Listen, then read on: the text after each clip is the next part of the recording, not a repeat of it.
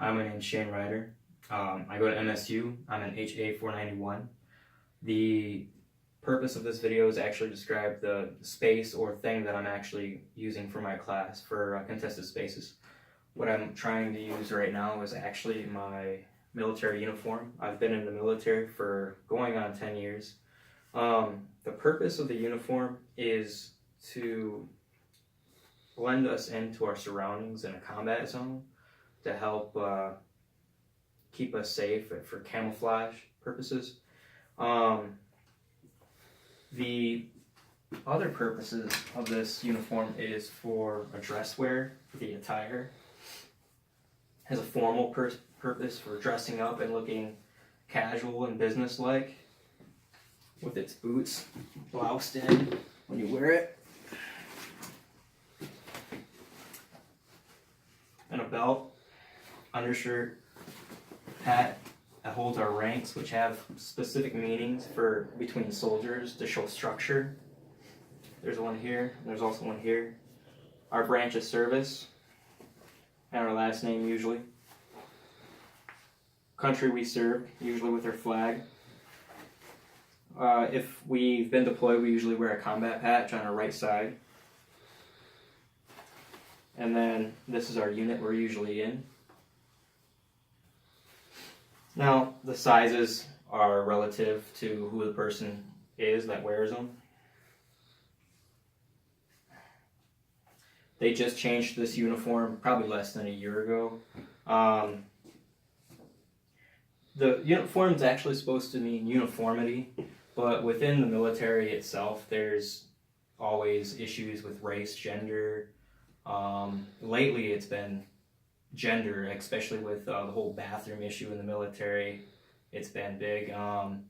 Female and male equality as well is what I'm focusing primarily in my midterm paper. Especially with a lot of females, they're trying to get into more infantry-based jobs and MOSs for equality. And there's a lot of males that grew up with an older mentality. What I mean by that is the teaching structure that they've held within the military is very old, and it's gradually been worked into some of the older soldiers, and they try to pass that on to some of the newer soldiers that get in. And with all that coming together, it has effect on equality, because a lot of the older soldiers don't believe that females should hold these jobs, when I myself actually think that equality should be the right way to go about it. That's my primary focus. What I'm trying to go further on discussion, when I go further into my paper, I want to focus more on the history itself, or possible future ways to fix this issue. Like I said earlier, the uniform is supposed to represent uniformity. With male soldiers, we have to cut our hair, have shaven faces. For females, they can't have their hair touch their collar. Same with males as well. That's equal. But for instance, let's say the physical fitness test. Males actually have to do more push-ups, yet females don't. Females have to do more sit-ups, but males don't have to do much.